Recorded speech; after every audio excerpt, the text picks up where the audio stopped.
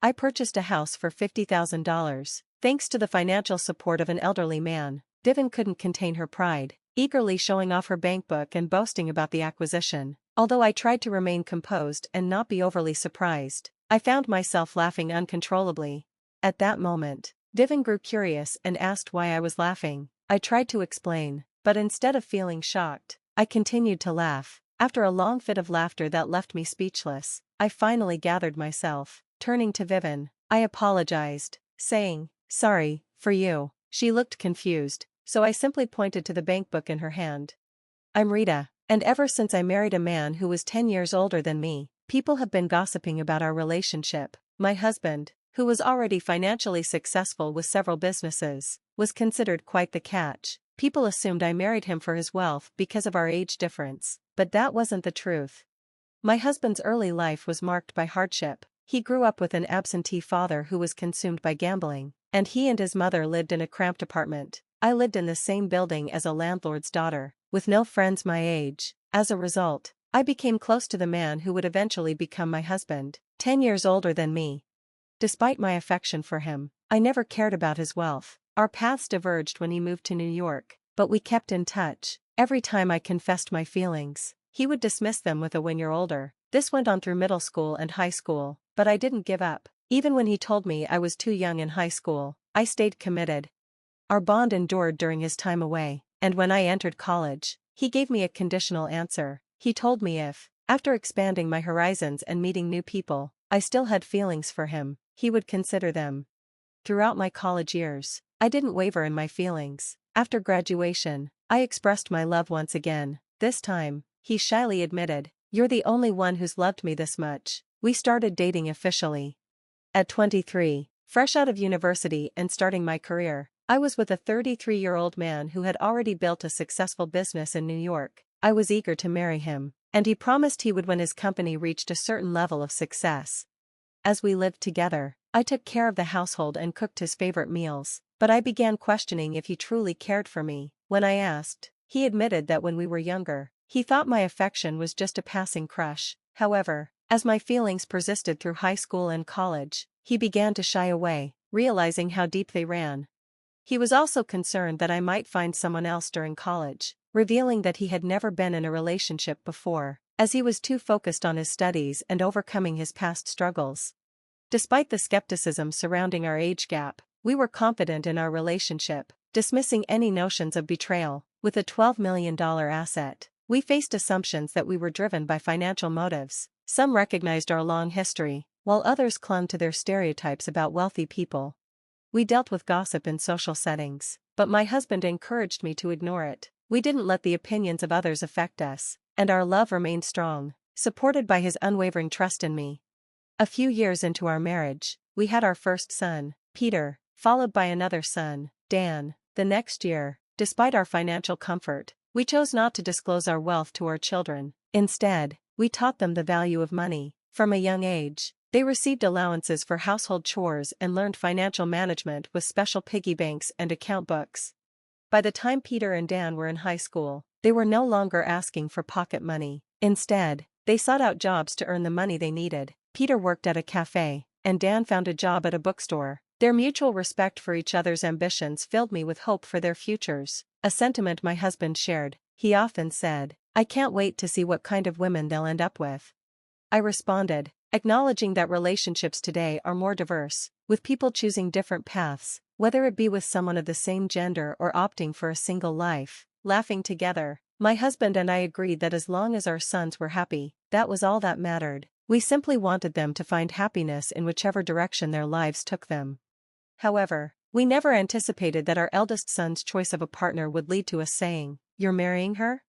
One evening, during a family dinner, Peter, who had recently graduated from university, started working, and moved out, shared some exciting news. With a smile, he said, "I want to introduce someone to you. I've been dating her, and I'm thinking of marrying her in the future." My husband, Dan, and I were thrilled, eager to meet the woman he was talking about. Peter brought her to our home. The moment she stepped inside, she marveled at the house. "Wow, this is incredible. This is what a wealthy family's house looks like. Someday, I'll be living here too. How wonderful," she said, her eyes wide with admiration.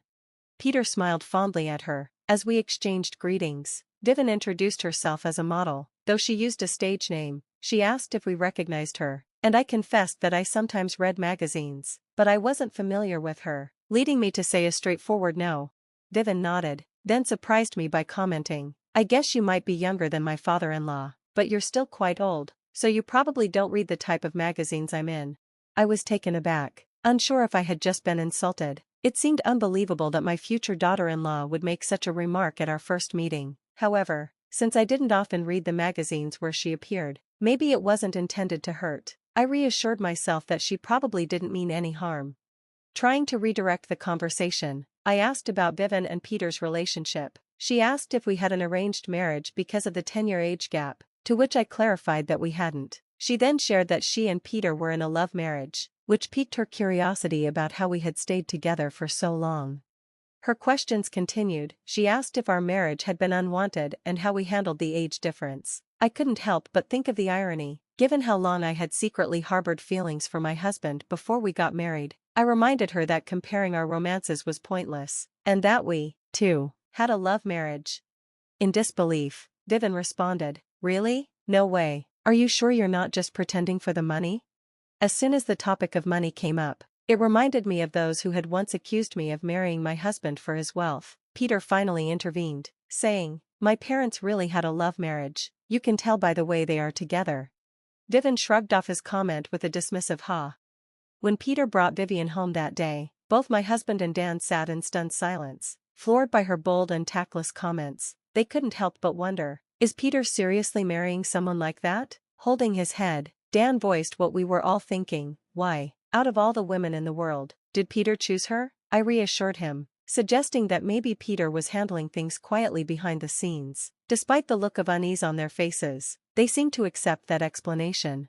We went ahead with planning a small celebration for Peter and Vivien's engagement, but not long after things were settled, Vivien made a demand. She wanted every member of the groom's family to give $10,000 as a gift. Peter quickly cut her off, telling her the usual amount was plenty. She backed down, clearly annoyed, and it became obvious to us that Peter had to keep her in check if they were to build a peaceful home. Deciding not to interfere in their marriage, we stepped back and let time take its course.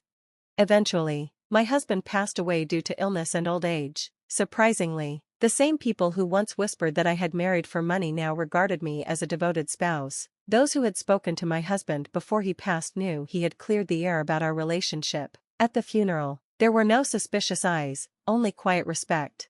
Only one person stood out that day, Vivien. Her eyes sparkled, not with sadness, but with something else. She stayed quiet during the ceremony, but not long after, she appeared at our house, smugly holding out a bankbook. Grinning, she said, "Peter always stopped me before, but this time, he agreed. You're finished."